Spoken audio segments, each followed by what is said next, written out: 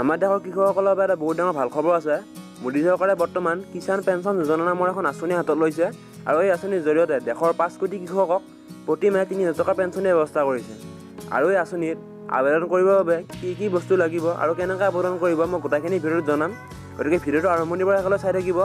আৰু সকলোৰে এটা অনুৰোধ আছে, যদি মোৰ চেনেলটো এতিয়ালৈকে ছাবস্ক্ৰাইব কৰি দিয়া নাই তেনেহ'লে প্লিজ চেনেলটো এতিয়া ছাবস্ক্ৰাইব কৰি দিয়ক আৰু লগতে কাষত থকা ঘণ্টা বুটামটো টিপি দিবলৈ নাপাহৰিব। আহক এতিয়া দেৰি নকৰি ভিডিঅ'টো আৰম্ভ কৰোঁ।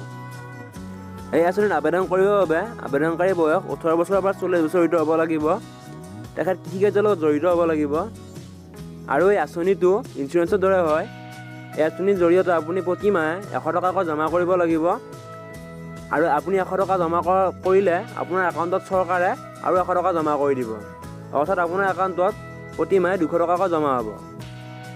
যেতিয়ালৈকে আপুনি জমা কৰি থাকিব আপোনাৰ এমাউণ্টটো ক্ৰমান্বয়ে বাঢ়ি গৈ থাকিব। অৰ্থাৎ আপুনি যদি 18 বছৰত এপ্লাই কৰিলে আৰু 18 বছৰৰ পৰা পইচা জমা কৰি আছে, আপোনাৰ বয়স বাঢ়ি গৈ থকাৰ লগে লগে আপোনাৰ এমাউণ্টটো বাঢ়ি গৈ থাকিব।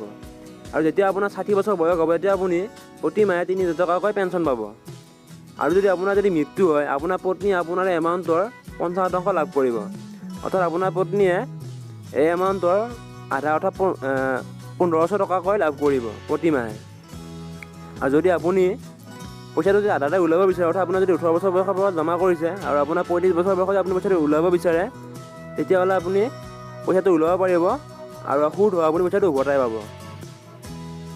এই আঁচনিত আবেদন কৰিবৰ বাবে আপোনাৰ আধাৰ কাৰ্ড থাকিব লাগিব, লগতে বেংক একাউণ্ট থাকিব লাগিব। আৰু দেশৰ কৃষি মন্ত্ৰালয়ে আবেদনসমূহ গ্ৰহণ কৰি আছে। আৰু এই বিষয়ে বিশেষ জানিবৰ বাবে স্ক্ৰীণত যিটো নাম্বাৰ ওলাইছে নাম্বাৰটো আপুনি কল কৰি চাব পাৰে। আৰু আজি ভিডিঅ'টো ইমানেই আছিল। ভিডিঅ'টো চাই যদি ভাল পালে কমেণ্ট কৰিব, লাইক কৰিব আৰু লগতে শ্বেয়াৰ কৰি দিব কৃষকসকলৰ লগত। আৰু লগতে মোৰ চেনেলটো ছাবস্ক্ৰাইব কৰি দিবলৈ নাপাহৰিব। এতিয়ালৈ বিদায় লৈছোঁ, আগলৈ আকৌ লগ পাম। জয় আই অসম।